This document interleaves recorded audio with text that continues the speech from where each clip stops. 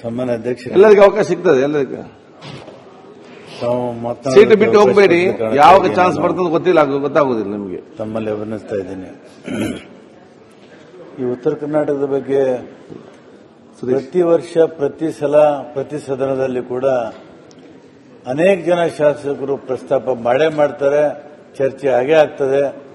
ಆದರೆ ಪರಿಹಾರಗಳು ಸಿಗದೇ ಇರೋ ಕಾರಣಕ್ಕಾಗಿ ಮತ್ತೆ ಮತ್ತೆ ಚರ್ಚೆಗಳಿಗೆ ನಾವು ಬರಬೇಕಾಗ್ತದೆ. ಮಾನ್ಯ ಅಧ್ಯಕ್ಷರೇ, ಇವತ್ತು ಹಿಂದುಳಿದ ಪ್ರದೇಶ ಉತ್ತರ ಕರ್ನಾಟಕ, ಇದಕ್ಕೆ ಒಂದು ಚಾರಿತ್ರಿಕವಾದಂಥ ಕಾರಣ ಇದೆ. ಅದು ಯಾರ ಮೇಲೆ ನಾನು ಆರೋಪ ಮಾಡಕ್ಕೆ ಹೋಗಲ್ಲ ಅಥವಾ ಯಾರ ಮೇಲೆ ನಾನು ಟೀಕೆ ಮಾಡಕ್ಕೆ ಹೋಗಲ್ಲ. ಇದಕ್ಕೆ ಚಾರಿತ್ರಿಕವಾದಂಥ ಕಾರಣ ಇದೆ. ನಮ್ಮ ಕಲ್ಯಾಣ ಕರ್ನಾಟಕ ಹಿಂದೆ ನಾವು ನಿಜಾಮನ ಆಡಳಿತದಲ್ಲಿದ್ದೀವಿ. 56ರಲ್ಲಿ ನಾವು ಕರ್ನಾಟಕ ಬಂದು ಸೇರಿದ್ದೀವಿ. ಮಾನ್ಯ ಅಧ್ಯಕ್ಷರು, ನಾನು ಹುಟ್ಟಿದ್ದು 49ನೇ ಇಸ್ವಿಯಲ್ಲಿ. ನಮ್ಮೂರಲ್ಲಿ ಶಾಲೆ ಪ್ರಾರಂಭ ಆದದ್ದು 56ರಲ್ಲಿ. ಅಂದ್ರೆ ಮೊದಲು ಗೌಟಿ ಶಾಲೆಗಳು ಅಂತ ಇದ್ದು, ಆಮೇಲೆ ಅಧಿಕೃತವಾಗಿ ಕನ್ನಡ ಶಾಲೆಗಳನ್ನು ತೆರೆದ್ರು. ನಾವೆಲ್ಲ ಮೊದಲನೇ ವಿದ್ಯಾರ್ಥಿ ನಾವು ಕನ್ನಡ ಶಾಲೆಗಳಿಗೆ, ಸರ್ಕಾರಿ ಕನ್ನಡ ಶಾಲೆಗಳಿಗೆ. ಹಾಗಾಗಿ ನಮ್ಮ ಹಿನ್ನೆಲೆ ಮತ್ತು ಬೇರೆಯವರ ಹಿನ್ನೆಲೆ ನೋಡಿದ್ರೆ ಅಜಗಜಾಂತರ ವ್ಯತ್ಯಾಸ ಇದೆ. ಮುಂಬೈ ಕರ್ನಾಟಕದಲ್ಲಿ ಬ್ರಿಟಿಷರ ಆಡಳಿತದಲ್ಲಿತ್ತು. ಒಂದು 100 ವರ್ಷ ನಮಗಿಂತ ಶಿಕ್ಷಣದಲ್ಲಿ ಮುಂದಿದ್ದಾರೆ, ಸಂತೋಷ. ಅದಕ್ಕಿಂತ ಮದ್ರಾಸ್ ಪ್ರೊವಿನ್ಸಿಯಲ್ಲಿರ್ತಕ್ಕಂಥವರು ಅವರು ಇನ್ನೂ ಮುಂದಿದ್ದಾರೆ, ಅದು ಅವರಿಗೂ ಸಂತೋಷ. ಆದರೆ ನಾವು ಸಮಾನಾಂತರವಾಗಿ ಈ ಕರ್ನಾಟಕವನ್ನು ಕಟ್ಟಬೇಕು, ಬೆಳೆಸಬೇಕು ಅನ್ನುವಂಥವರು ಇವತ್ತು ನಾವು ಕೆಲವು ಲೋಪದೋಷಗಳನ್ನು ತಿದ್ದುಕೊಳ್ಳಬೇಕಾಗ್ತದೆ ಮತ್ತು ಅದರ ಪರಿಹಾರವನ್ನು ಕಂಡುಹಿಡಿದು ಮುಂದಿನ ಕೆಲಸವನ್ನು ನಾವು ಮಾಡಬೇಕಾಗ್ತದೆ. ಮಾನ್ಯ ಅಧ್ಯಕ್ಷರೇ, ಅನೇಕರು ಬೇರೆ ಬೇರೆ ವಿಷಯ ಮಾತಾಡಿದ್ದಾರೆ. ಅದನ್ನು ಪುನಃ ನಾನು ಪ್ರಸ್ತಾಪ ಮಾಡೋದಕ್ಕೆ ಹೋಗೋದಿಲ್ಲ. ಈಗ SSLC ರಿಸಲ್ಟು ಸುಮಾರು ಕಲ್ಯಾಣ ಕರ್ನಾಟಕದಲ್ಲಿ 2 ಲಕ್ಷ ವಿದ್ಯಾರ್ಥಿಗಳು SSLC ಪರೀಕ್ಷೆಗೆ ಕೂಡ್ತಾರೆ. ಮಾನ್ಯ ಅಧ್ಯಕ್ಷರೇ, ಅದರಲ್ಲಿ 1 ಲಕ್ಷ ವಿದ್ಯಾರ್ಥಿಗಳು ಫೇಲ್ ಆಗ್ತಾರೆ. 1 ಲಕ್ಷ ವಿದ್ಯಾರ್ಥಿಗಳು. ಇದಕ್ಕೆ ಏನಾದರೂ ಕಾರಣ ಇರಬೇಕಲ್ಲ. ಪಾಪ ಎಲ್ಲ ಮಕ್ಕಳು ಪಾಸ್ ಆಗಲೇಬೇಕು ಅಂತ ಅಪೇಕ್ಷೆ ಅಂತ ಕಷ್ಟಪಟ್ಟು ಓದ್ತಾರೆ, ಶಿಕ್ಷಕರು ಓದಿಸ್ತಾರೆ. ಆದರೆ ಫೇಲ್ ಯಾಕೆ ಆಗ್ತಾರೆ? ಫೇಲ್ ಯಾಕೆ ಆಗ್ತಾರೆ ಅಂದ್ರೆ ಅವ್ರ ಮನೆಯಲ್ಲಿ ತಂದೆ ತಾಯಿ ಅಶಿಕ್ಷಿತರು, ಆ ಅಭ್ಯಾಸದ ಬಗ್ಗೆ ಅವರಿಗೆ ಅಷ್ಟೊಂದು ಮಹತ್ವ ಗೊತ್ತಿಲ್ಲ. ಮನೆಯಲ್ಲಿ ಬಂದರೆ ಅವರನ್ನು ಕಾಳಜಿ ಕೊಟ್ಟು ಓದಿಸೋದಿಲ್ಲ. ಹಾಗಾಗಿ ಪಾಪ ಮಕ್ಕಳಿಗೆ ಸರಿಯಾಗಿ ಶಾಲೆಯಲ್ಲಿ ಪಾಠನೂ ಹೇಳ್ಕೊಡೋದಿಲ್ಲ, ಮನೆಯಲ್ಲಿ ಕೂಡ ಓದೋದಿಲ್ಲ. ಈ SSLC ಪರೀಕ್ಷೆಯಲ್ಲಿ ಫೇಲ್ ಆಗ್ತಾರೆ. ಮಾನ್ಯ ಅಧ್ಯಕ್ಷರೇ, 2024-25ರಲ್ಲಿ ದಕ್ಷಿಣ ಕನ್ನಡ ಜಿಲ್ಲೆಯಲ್ಲಿ, ತಮ್ಮ ಜಿಲ್ಲೆಯಲ್ಲಿ ಮಾನ್ಯ ಅಧ್ಯಕ್ಷರೇ, 90.12% ಫಲಿತಾಂಶ ನಮ್ಮಲ್ಲಿ ಬಂದಿದೆ ದಕ್ಷಿಣ ಕನ್ನಡದಲ್ಲಿ. ಬಹಳ ಸಂತೋಷ. ಇವತ್ತು ದಕ್ಷಿಣ ಕರ್ನಾಟಕದಲ್ಲಿ ನಮ್ಮ ಮಕ್ಕಳು ಅಲ್ಲಿ ಪ್ರತಿಭೆಯನ್ನು ತೋರಿಸ್ತಾ ಇರೋದು, ಮುಂದೆ ಹೋಗ್ತಾ ಇರೋದು ನಾವೆಲ್ಲ ಸಂತೋಷ ಪಡ್ತೀವಿ. ಅದೇ ತರ ಉಡುಪಿ ಜಿಲ್ಲೆಯಲ್ಲಿ ಬೇರ್ಪಡೋದು ರಿಸಲ್ಟ್ ಬರಲಿಕ್ಕೆ ಮಕ್ಕಳು ಮಾತ್ರ ಅಲ್ಲ, ಅವ್ರ ಹೆತ್ತವ್ರು ಕೂಡ ಪ್ರಮುಖ ಕಾರಣ. ನಾನು ಅದನ್ನು ಹೇಳಿಲ್ಲ ಅಧ್ಯಕ್ಷರೇ. ಈಗ ನಮ್ಮ ತಂದೆ ತಾಯಿಗಳಿಗೆ ಕನ್ನಡವೂ ಬರಲ್ಲ, ಯಾವ ಭಾಷೆನೂ ಬರಲ್ಲ, ಓದಕ್ಕೂ ಬರಲ್ಲ, ಮಕ್ಕಳಿಗೆ ಏನು ಓದಿಸ್ತಾರೆ? ಅವ್ರ ಮನೆಯಲ್ಲಿ ಮಕ್ಕಳು ಕೂಡ ಜವಾಬ್ದಾರಿ ಪಾಲಕರು ತಗೋಬೇಕಾಗ್ತದೆ. ಆದರೆ ದುರ್ದೈವದಿಂದ ಆ ತಂದೆ ತಾಯಿಗಳೇ ಶಿಕ್ಷಣ ಕಲ್ತಿಲ್ಲ ನಮ್ಮಲ್ಲಿ. ನಾನೇ ಮೊದಲೇ ಕನ್ನಡ ಶಾಲೆಗೆ ಪ್ರಾಥಮಿಕ ಹಂತದಲ್ಲಿ ಸೇರಿಕಾದಂಥ ವಿದ್ಯಾರ್ಥಿ ನಾನು ನಮ್ಮೂರಲ್ಲಿ. ಹಾಗಾಗಿ ಚಾರಿತ್ರಿಕ ಕಾರಣದೆ ಅಂತ ನಾನು ಅದಕ್ಕೆ ಹೇಳಿದೆ. ನಾನು ಈ ಉಡುಪಿ ಜಿಲ್ಲೆಗೆ ಬಂದರೆ, ನಿಮ್ಮ ಉಡುಪಿ ಜಿಲ್ಲೆಯಲ್ಲಿ 89.96%. ಅದೇ ಮಾನ್ಯ ಅಧ್ಯಕ್ಷರೇ, ಕಲಬುರಗಿ ಜಿಲ್ಲೆ ಬಂದರೆ 42.43%, ಅರ್ಧಕ್ಕಿಂತ ಕಡಿಮೆ. ಅದೇ ರೀತಿ ಕಲಬುರಗಿ ಜಿಲ್ಲೆ ಕೊನೆ ಸ್ಥಾನ, ಕಲಬುರಗಿ ಜಿಲ್ಲೆ ಕೊನೆ ಸ್ಥಾನ ಇದು ಪ್ರತಿ ವರ್ಷ. ವಿಜಯಪುರ ಜಿಲ್ಲೆ ಬಂದರೆ 49.58%, 42.43% ಫಲಿತಾಂಶ. ಮೈಸೂರು ಕೊನೆ ಸ್ಥಾನ ವಿಜಯಪುರ ಜಿಲ್ಲೆ. ಯಾದಗಿರಿ ಜಿಲ್ಲೆ ಬಂದರೆ 51.6%, 52.6%. ಬೀದರ್ ಜಿಲ್ಲೆಗೆ ಬಂದರೆ 53.25%. ಕೊಪ್ಪಳ ಜಿಲ್ಲೆಗೆ ಬಂದರೆ 57.32%. ಬಳ್ಳಾರಿ ಜಿಲ್ಲೆಗೆ ಬಂದರೆ 60.20%. ಕಲಬುರಗಿ ಜಿಲ್ಲೆಯ ಫಲಿತಾಂಶ ದಕ್ಷಿಣ ಕನ್ನಡ ಜಿಲ್ಲೆಗಿಂತ ಅರ್ಧಕ್ಕಿಂತ ಕಡಿಮೆ ಇರೋದು ನಮಗೆ ಶೋಭೆ ತರ್ತದೆ. ಮಾನ್ಯ ಅಧ್ಯಕ್ಷ, ಕರ್ನಾಟಕಕ್ಕೆ, ಕಲ್ಯಾಣ ಕರ್ನಾಟಕಕ್ಕೆ ಶೋಭೆ ತರ್ತದೆ. ಒಂದು ಸರ್ಕಾರ ಇದೆ, ಜವಾಬ್ದಾರಿ ಸರ್ಕಾರ ಇದೆ, ಶಾಲೆಗಳನ್ನು ಕಟ್ಟಿದ್ದೀವಿ, ಅಲ್ಲಿ ಓದ್ತಾ ಇದ್ದಾರೆ ಮಕ್ಕಳು. ಹಾಕಿ ಆದರೆ ಫಲಿತಾಂಶದಲ್ಲಿ ನಾವು ಹಿಂದೆ ಬೀಳ್ತಾ ಇದ್ದೀವಿ. ಇದ್ರ ಬಗ್ಗೆ ನಾವು ವಿಶೇಷವಾದಂಥ ಏನಾದರೂ ಚಿಂತನೆ ಮಾಡಿದ್ದೇವೆ. ಇದಕ್ಕೇನಾದರೂ ಒಂದು ಪೂರಕವಾದಂತಹ ಒಂದು ವ್ಯವಸ್ಥೆಯನ್ನು ಕಟ್ಟಿ ಮಕ್ಕಳಿಗೆ ಉತ್ತಮವಾದಂಥ ಗುಣಮಟ್ಟದ ಶಿಕ್ಷಣವನ್ನು ಕೊಡಬೇಕಂತ ನಾವೇನಾದರೂ ಪ್ರಯತ್ನ ಮಾಡಿದ್ದೇವೆ. ಪರೀಕ್ಷೆಯಲ್ಲಿ ಮಕ್ಕಳು ಫೇಲ್ ಆಗ್ತಾರೆ, ಆಮೇಲೆ ಪತ್ರಿಕೆಯಲ್ಲಿ ಬರ್ತದೆ, ಪತ್ರಿಕೆ ಬಂದ ಮೇಲೆ ಆರೋಪ ಪ್ರತ್ಯಾರೋಪಗಳು ನಡೀತವೆ. ಸರ್ಕಾರದವರು ಏನ್ ಮಾಡ್ತಾರೆ, ಶಿಕ್ಷಕರ ಮೇಲೆ ಸವಾರಿ ಮಾಡ್ತಾರೆ. ಶಿಕ್ಷಕರದ್ದು ತಪ್ಪಿದೆ, ಪಾಲಕರದ್ದು ತಪ್ಪಿದೆ, ಆದ್ರೆ ಮಕ್ಕಳು ಪಾಪ ಏನ್ ಮಾಡಿದ್ದಾರೆ, ಅವ್ರು ಯಾವ ಪಾಪ ಮಾಡಿದ್ದಾರೆ? ಆ ಮಕ್ಕಳು ಫೇಲ್ ಆದ್ಮೇಲೆ ಮನೆ ಅಧ್ಯಕ್ಷರೇ ಒಂದ್ಸಲ ಅಲ್ಲ, ಸಪ್ಲಿಮೆಂಟರಿ ಎಕ್ಸಾಮಿನೇಷನ್ ಒಂದು ಸಲ, ಮೂರು ಸಲನೂ ಸಪ್ಲಿಮೆಂಟರಿ ಎಕ್ಸಾಮಿನೇಷನ್ ತಗೊಂಡು ಕೊನೆಗೆ ಪಾಸಿಂಗ್ ಮಾರ್ಕ್ಸ್ ಹಾಕಿ ಅವರಿಗೆ ಪಾಸ್ ಮಾಡಿ ಕಳಿಸ್ತೀವಿ. ಮುಂದೆ ಅವರು ಕಾಲೇಜುಗಳಿಗೆ ಹೋದಾಗ ಅವರು ಮತ್ತೆ ಡ್ರಾಪ್ಔಟ್ ಆಗಿ ವಾಪಸ್ ಬರ್ತಾರೆ. ಯಾಕಂದ್ರೆ ಗುಣಮಟ್ಟದ ಶಿಕ್ಷಣ ಕೊಡಕ್ಕಾಗ್ತಾ ಇಲ್ಲ. ಇಂಥ ಒಂದು ಪರಿಸ್ಥಿತಿಯಲ್ಲಿ ಇವತ್ತು ಏನು ನಮ್ಮ ಬಾಬಾ ಸಾಹೇಬ್ ಅಂಬೇಡ್ಕರ್ ಶಿಕ್ಷಣಕ್ಕೆ ಮಹತ್ವವನ್ನು ಕೊಟ್ಟಿದ್ರು. ಆ ಶಿಕ್ಷಣಕ್ಕೆ ಮಹತ್ವವನ್ನು ಕೊಡೋದೇ ಹೋಗಿದ್ರೆ ಅಭಿವೃದ್ಧಿಗೆ ಯಾವುದೂ ಬೆಲೆ ಇಲ್ಲ, ಯಾವುದೂ ಅರ್ಥ ಇಲ್ಲ ಅನ್ನೋಂಥ ಮಾತನ್ನ ತಮ್ಮ ಮುಖಾಂತರ ಸರ್ಕಾರಕ್ಕೆ ಹೇಳಲಿಕ್ಕೆ ಬಯಸ್ತಾ ಇದ್ದೆ. ಮನೆ ಅಧ್ಯಕ್ಷರೇ, ಈ ಅತಿಥಿ ಶಿಕ್ಷಕರನ್ನ ಮೊದಲೇ ನಮ್ಮ ರಾಜ್ಯದಲ್ಲಿ 58,000 ಶಿಕ್ಷಕರ ಹುದ್ದೆಗಳು ಖಾಲಿ ಇದ್ದಾವೆ. 58,000. ಬರೀ ಕಲ್ಯಾಣ ಕರ್ನಾಟಕದಲ್ಲಿನೇ 24,000 ಹುದ್ದೆಗಳು ಖಾಲಿ ಇದ್ದಾವೆ. ಬರೀ ಕಲ್ಯಾಣ ಕರ್ನಾಟಕದಲ್ಲಿ. ಅಂದ್ರೆ ಬಹಳ ದೊಡ್ಡ ಸಂಖ್ಯೆಯಲ್ಲಿ ಮಕ್ಕಳ ಶಿಕ್ಷಕರ ಹುದ್ದೆ ಖಾಲಿ ಇದೆ ಅನ್ನೋದನ್ನ ಅಂಕಿ ಸಂಖ್ಯೆ ಹೇಳ್ತದೆ. ಮತ್ತು ಅತಿಥಿ ಶಿಕ್ಷಕರನ್ನ ತಗೋಬೇಕಂತ ಹೇಳಿ ಸರ್ಕಾರದವರು ಒಂದು ಏನಾದರೂ ವ್ಯವಸ್ಥೆ ಮಾಡಿದ್ದಾರೆ. ಮಾನ್ಯ ಅಧ್ಯಕ್ಷರೇ, ಜೂನ್ನಲ್ಲಿ ಸ್ಕೂಲ್ಗಳು ಪ್ರಾರಂಭ ಆಗ್ತವೆ. ಅತಿಥಿ ಶಿಕ್ಷಕರನ್ನ ಯಾವಾಗ ತಗೋತೀವಿ, ನಾವು ಅರ್ಜಿ ಕರೆದು ಇಂಟರ್ವ್ಯೂ ಮಾಡಿ ಮೆರಿಟ್ ಮೇಲೆ ತಗೋತೀವಿ. ಯಾವಾಗ ಆಗಸ್ಟ್ ಸೆಪ್ಟೆಂಬರ್ ಅಲ್ಲಿ ಅತಿಥಿ ಶಿಕ್ಷಕರನ್ನ ತಗೋತೀವಿ. ಆಗಸ್ಟ್ ಸೆಪ್ಟೆಂಬರ್ ಅಲ್ಲಿ ಅರ್ಧ ಸಿಲೆಬಸ್ ಮುಗಿದಿರ್ತದೆ. ಮುಂದೆ ಅರ್ಧ ದಸರಾ ಹಾಲಿಡೇ ಬರ್ತವೆ, ಆಮೇಲೆ ಮತ್ತೆ ಪರೀಕ್ಷೆ ಬರ್ತವೆ ಮಾರ್ಚ್ ಅಲ್ಲಿ.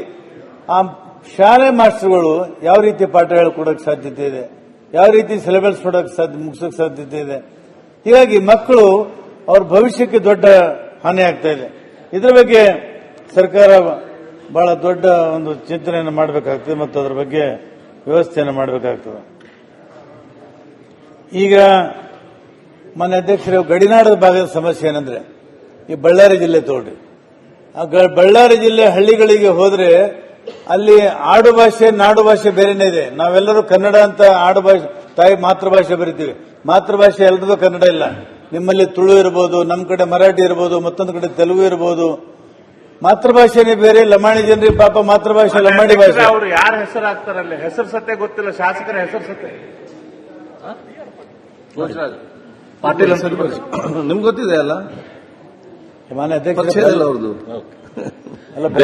ಬೆಲ್ಲಕಾಯಿ ಬರೀ ರಗಳೆ ಆಯ್ತು. ಎಲ್ಲದವರು ನಮ್ಮ ಬಗ್ಗೆ ಕಾಳಜಿ ಮಾಡ್ತಾ ಇದ್ದಾರೆ. ಮಾನ್ಯ ಅಧ್ಯಕ್ಷರೇ, ಇವತ್ತೇನು ಗಡಿಭಾಗದ ಸಮಸ್ಯೆ ಇದೆ. ನಾವು ಕನ್ನಡ ಶಾಲೆಗಳನ್ನ ತಾಂಡದಲ್ಲಿ ತೆರಿತೀವಿ, ಆ ಶಿಕ್ಷಕರಿಗೆ ಕಳಿಸ್ತೀವಿ. ಆ ಮಕ್ಕಳಿಗೆ ಕನ್ನಡನೇ ಬರೋದಿಲ್ಲ, ಅವ್ರು ಮಾತಾಡೋದು ಲಂಬಾಡಿ ಭಾಷೆ. ಅದೇ ತರ ಗಡಿನಾಡಿನ ಭಾಗದಲ್ಲಿ ಮಕ್ಕಳು ಮಾತಾಡೋದು ತೆಲುಗು ಭಾಷೆ. ಅಲ್ಲಿ ಗಡಿನಾಡಿನಲ್ಲಿ ಮರಾಠಿ ಭಾಷೆ ಮಾತಾಡೋದು ಶಿಕ್ಷಕರು ಅಲ್ಲಿ ಸಿಗೋದಿಲ್ಲ, ಕನ್ನಡ ಎಲ್ಲ ಕಡೆ ಸಿಗೋದಿಲ್ಲ. ಹೀಗಾಗಿ ಆ ಮಕ್ಕಳಿಗೆ ಮತ್ತು ಶಿಕ್ಷಣಕ್ಕೆ ಸಂಪರ್ಕವೂ ಇಲ್ಲ ಮತ್ತು ಅದು ಸಾಧ್ಯವೂ ಆಗ್ತಾ ಇಲ್ಲ. ಹೀಗಾಗಿ ಅನೇಕ ಮಕ್ಕಳು ಇವತ್ತು ಶಾಲೆಯಿಂದ ವಂಚಿತರಾಗಿ ವಾಪಸ್ ಮನೆಗೆ ಹೋಗ್ತಾರೆ. ಅದು ನಮ್ಮ ಭಾಗದಲ್ಲಂತೂ ದೊಡ್ಡ ಸಮಸ್ಯೆ. ಮಾನ್ಯ ಅಧ್ಯಕ್ಷರೇ, ಈ ಬರಗಾಲದಲ್ಲಿ ಪಠ್ಯಪಾಠಿಗಾಗಿ ಬೇರೆ ಕಡೆ ಗುಳೆ ಹೋಗ್ತಾರೆ. ಗುಳೆ ಹೋದಾಗ ಅಲ್ಲಿ ತಮ್ಮ ಮಕ್ಕಳನ್ನ ಕರ್ಕೊಂಡು ಹೋಗ್ತಾರೆ, ಅಲ್ಲಿ ಶಾಲೆ ಬಿಟ್ಟು ಬರ್ತಾರೆ. ಅಲ್ಲಿ ಹೋಗಿ ಮರಾಠಿ ಕಲಿಸ್ತಾರೆ, ತೆಲುಗು ಕಲಿಸ್ತಾರೆ, ಬೇರೆ ಬೇರೆ ಭಾಷೆ ಕಲಿಸ್ತಾರೆ. ವಾಪಸ್ ಮತ್ತೆ ಬಂದಾಗ ಆ ಕಡೆ ಆ ಮಕ್ಕಳಿಗೆ ತೆಲುಗುನೂ ಬರಲ್ಲ, ಮರಾಠಿನೂ ಬರಲ್ಲ, ಕನ್ನಡವೂ ಬರಲ್ಲ, ಇಂಗ್ಲಿಷ್ ಅಂತೂ ಬಂದೇ ಬರಲ್ಲ. ಹೀಗಾಗಿ ಇವತ್ತು ಈ ಶಿಕ್ಷಣದಲ್ಲಿ ನಾವು ಎಲ್ಲಿವರೆಗೆ ನಾವು ಒಂದು ವ್ಯವಸ್ಥಿತವಾದಂಥ ಒಂದು ಕೆಲಸವನ್ನು ಮಾಡೋದಲ್ಲ, ಅಲ್ಲಿವರೆಗೆ ನಮ್ಮ ಹೈದರಾಬಾದ್ ಕರ್ನಾಟಕ ಆಗಲಿ ಮುಂಬೈ ಕರ್ನಾಟಕ ಆಗಲಿ ಬೆಳೀಲಿಕ್ಕೆ ಸಾಧ್ಯ ಇಲ್ಲ ಅಂತ ಮತ್ತನ್ನ ಈ ಸಂದರ್ಭದಲ್ಲಿ ಮಾನ್ಯ ಹೇಳ್ತಾ ಅಧ್ಯಕ್ಷರೇ, ಇವತ್ತು ಕಲಬುರಗಿ ಯೂನಿವರ್ಸಿಟಿ ಒಂದೇ ಉದಾಹರಣೆ ಹೇಳ್ತೀನಿ. ಕಲಬುರಗಿ ಯೂನಿವರ್ಸಿಟಿಯಲ್ಲಿ 93% ಬೋಧಕರ ಹುದ್ದೆಗಳು ಖಾಲಿ ಇದಾವೆ. ಲೆಕ್ಚರರ್ಸ್, ಪ್ರೊಫೆಸರ್ಸ್ ಇಲ್ಲ. 93%. ಮಾನ್ಯ ಅಧ್ಯಕ್ಷರೇ, ಆ ಭಾಗ ಪ್ರದೇಶ ಮುಂದುವರಬೇಕಂದ್ರೆ ಇವತ್ತು ಯೂನಿವರ್ಸಿಟಿಗಳಲ್ಲಿ ಶಿಕ್ಷಕರೇ ಇಲ್ಲ, ಟೀಚರ್ಸ್ ಇಲ್ಲ. ಅದೇ ಪರಿಸ್ಥಿತಿ ಕೃಷಿ ವಿಶ್ವವಿದ್ಯಾಲಯ ರಾಯಚೂರಿಗೂ ಇದೆ. ಅದೇ ಪರಿಸ್ಥಿತಿ ಬೀದರ್ದ ವೆಟರ್ನರಿ ಯೂನಿವರ್ಸಿಟಿಗಿದೆ. ಅಲ್ಲಿ ಅನುದಾನ ನಾವು ಕೊಡ್ತಾ ಇಲ್ಲ. ಆದರೆ ವಿಶ್ವವಿದ್ಯಾಲಯಗಳು ನಡಿಬೇಕಂದ್ರೆ ಹೇಗೆ ಸಾಧ್ಯತೆ? ಮಕ್ಕಳಿಗೆ ಕಾಂಪಿಟೇಟಿವ್ ಎಕ್ಸಾಮಿನೇಷನ್ ಪಾಸ್ ಮಾಡಕ್ಕೆ ಹೇಗೆ ಸಾಧ್ಯತೆ ಇದೆ? ಮಾನ್ಯ ಅಧ್ಯಕ್ಷರೇ, ನೀವು ಮೊನ್ನೆ ನಿಮ್ಮ ನೇತೃತ್ವದಲ್ಲಿ ನಮ್ಮನ್ನು ಅಮೆರಿಕ ಕರ್ಕೊಂಡು ಹೋಗಿದ್ರಿ, ಬೋಸ್ಟನ್ದಲ್ಲಿರ್ತಕ್ಕಂಥ ಒಂದು ಸಮ್ಮೇಳನಕ್ಕೆ. ಮಾನ್ಯ ಅಧ್ಯಕ್ಷರೇ, ಅಲ್ಲಿ ನೀವು ಸೇರಿ ಒಂದು 3-4 ಕಡೆ ಯೂನಿವರ್ಸಿಟಿಗಳಿಗೆ ಭೇಟಿ ಕೊಟ್ಟಿವಿ. ಅಲ್ಲಿ ಸಂಶೋಧನೆಗೆ ಎಷ್ಟು ದೊಡ್ಡ ಮಹತ್ವ ಕೊಟ್ಟು ಖರ್ಚು ಮಾಡ್ತಾ ಇದ್ದಾರೆ. ನಮ್ಮಲ್ಲಿ ಇವತ್ತು ಯೂನಿವರ್ಸಿಟಿಗಳಲ್ಲಿ ಪ್ರೊಫೆಸರ್ ಅಪಾಯಿಂಟ್ಮೆಂಟ್ ಮಾಡಿಲ್ಲ, ಟೀಚರ್ಸೇ ಇಲ್ಲ.